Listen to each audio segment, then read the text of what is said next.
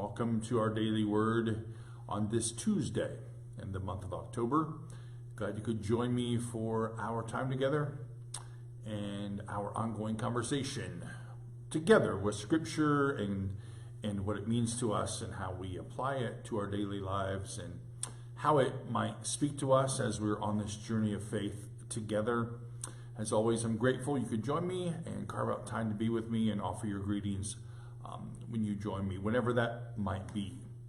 So it's a rather overcast kind of day today, but it is October, so I guess that's where we are in the midst of this. So this morning is daily word number 799, and we gather, and I've chosen, interestingly enough, for us, I've chosen from the Gospel of John, chapter 21, verse 25.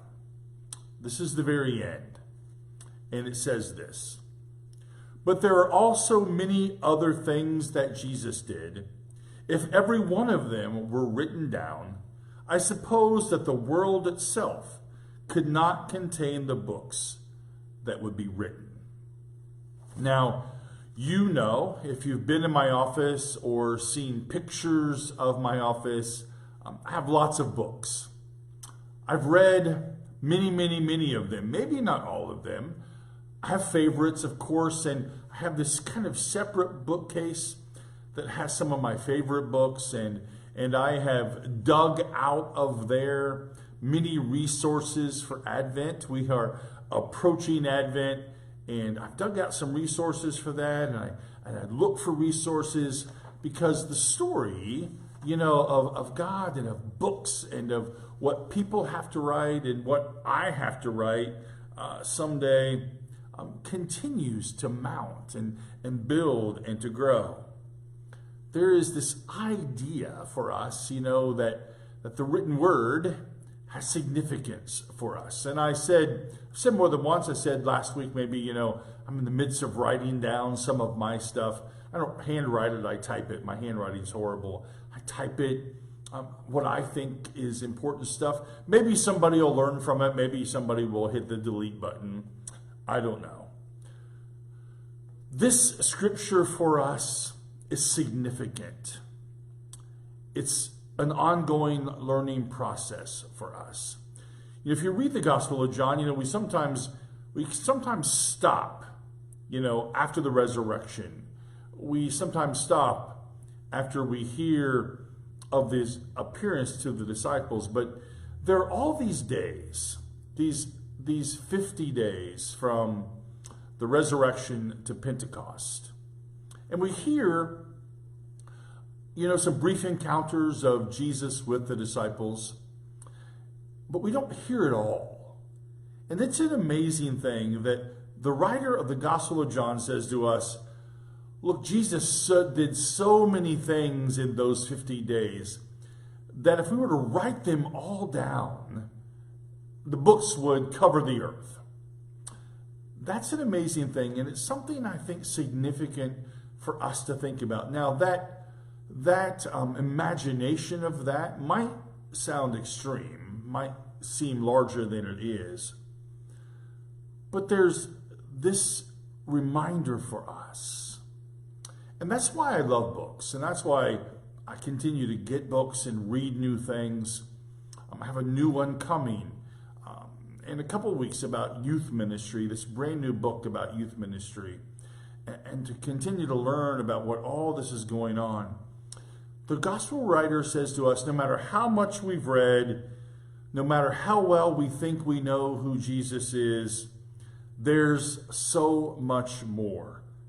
Too much for even the world to hold, let alone me, or let alone you.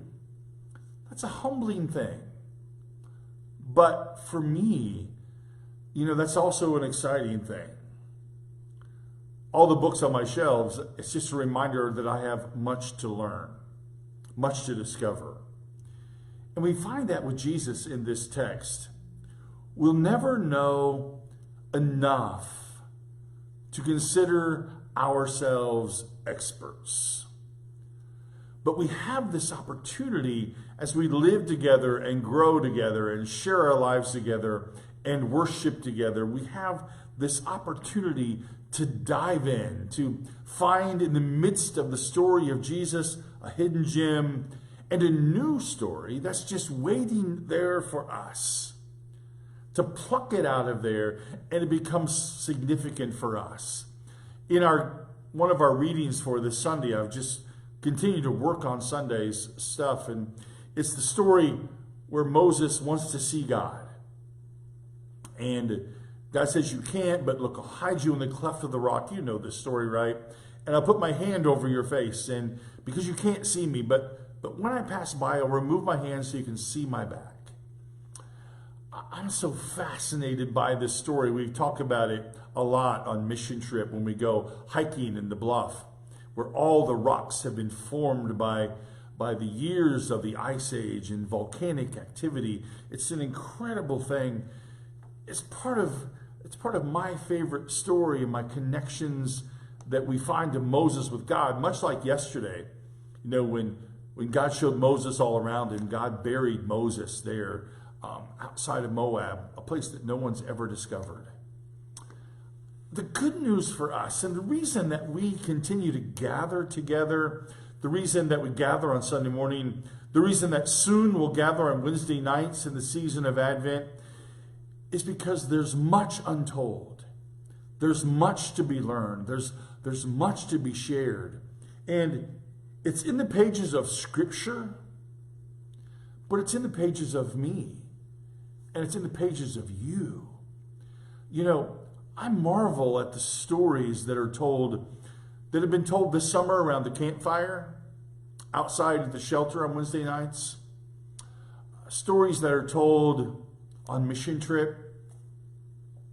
Stories that will be told at Trunk or Treat. Stories that live in us. And it's this unfolding, unfurling presence of God with us. And that's such good news for me and for you, that Jesus continues to work. And if we were to write it all down, the world couldn't handle it.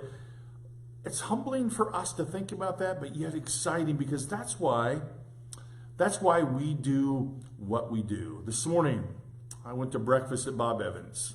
I went on purpose because there's some guys there who used to go to the spot. Of course, there's not breakfast at the spot anymore. And so they go to Bob Evans and they go on Tuesday. And every time I see one of them, Jim, Bob Evans on Tuesday. Jim, Bob Evans on Tuesday. And so I went today. Bob Evans this morning.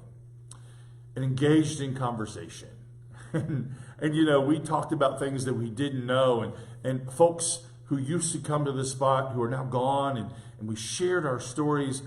And I drove away from there so glad that I was there, but a reminder that God's story continues to unfold in me and in you and those we gather with.